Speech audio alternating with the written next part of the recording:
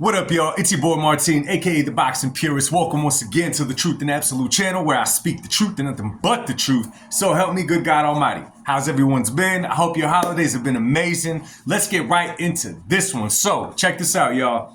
So I'm right there making myself dinner, right? And again, putting content out and doing all that stuff, you kind of start thinking about things. And you know, your boy likes realizing patterns, you know what I mean?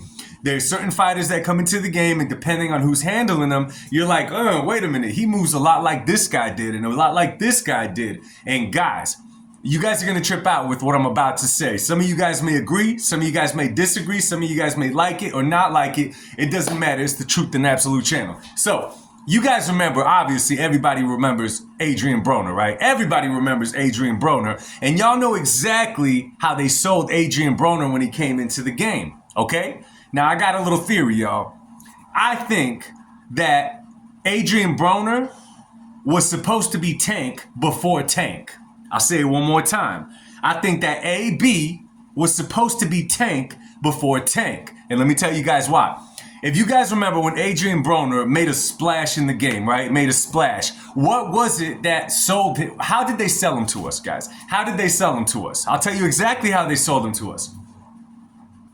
They sold him to us with that shoulder roll defense was the highlight of all of his fights, right? It was the shoulder roll right away, the headlines. The next Money Mayweather, he fights like Mayweather. He even had some dudes in the barbershop talking about, hey, yo, this guy Adrien Broner, man, he's like the next Floyd Mayweather. He fights just like Floyd, this and that. Whatever. I never bought into the hype because, again, you guys know how I am. You guys know how I am. I'm not going to give you props of that magnitude by fighting dudes that are just, you're supposed to knock out, that you're supposed to look good against, right? If you guys recall Adrien Broner, it didn't matter who Adrien fought, he would get mad credit, right? They were blowing up his name. A lot of people liked him. A lot of people didn't like him. Excuse me. Now, one thing about Adrien Broner is that his personality, his character was a lot louder than Tankdavis. Nonetheless, they sold him really well to the boxing public without him accomplishing anything. And then what went on to happen with Adrien Broner?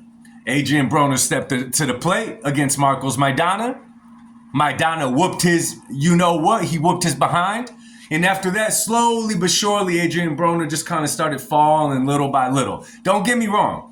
Adrien Broner has skills and he has a talent level that we did not see at peak. And I could admit that 100%. He did not have the right head on his shoulders. He did not have the right people around him so he could reach that peak at his level because he was gifted nonetheless. That's one thing that we cannot take about Adrien Broner.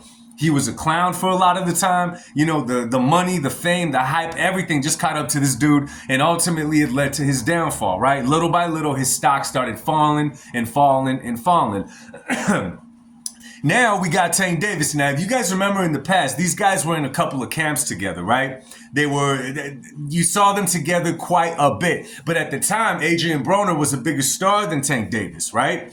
I personally feel that Adrien Broner was supposed to be Tank before Tank. And I think that's the reason that Tank is matched up so carefully. A lot of you guys may not like it, okay? But you gotta bring a better argument than when you bring me his resume and you're including names like Aroli Romero, Adrien Mario Barrios, what was this other dude that he fought? What was his name? Frank Martin. What's his name? Hector Garcia. You got to bring me better names than that. And when you throw Ryan in there, I'm sorry, but I'm going to throw in there that he was a weight drain Ryan with a rehydration clause. Okay? I think this is exactly why Tankdavis is starting to get frustrated as well. Because let me tell you guys something. A lot of people defend Tank and say, oh, you know what I'm saying? Tankdavis gets frustrated because he can't get these fights. My man Showbiz, I love Showbiz. He's a high success. But when he put out that show talking about Tankdavis is frustrated because he can't get no one good in the ring, that is what you call cap to the absolute highest. Okay? Absolute highest. And why do I say that? Because a guy like Tankdavis could get anybody inside the ring because it would make for big money. Okay? Unless he does have handlers that don't allow him to fight certain people. But I'm not going to buy into that at all because I feel like if he wanted to be great, if he wanted to take to the next step, he could do it if he wanted to. Now, a lot of people, right? A lot of people say, here comes the Tank hater. I'm not a Tank hater by any means, okay? Tank has a high potential. I think that Tank could do great things at 140. Okay, I think that he could do great things at 140. The only problem is that Tank doesn't seem to think so. The only problem is that his handlers don't seem to think so. Okay, now could this be the effect of being a product, meaning Tankdavis? And we've had a few people say it before, like Teofimo Lopez. He called Tank an industry plant. You got to realize why Teofimo Lopez said that, because Tankdavis, they blow him the hell up, and he's not doing nothing that is deserve worthy of that.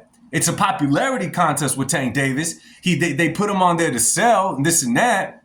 But in reality, what has he done in the game where you could say in the future, yo, back in the day, there was a fighter by the name of Tank.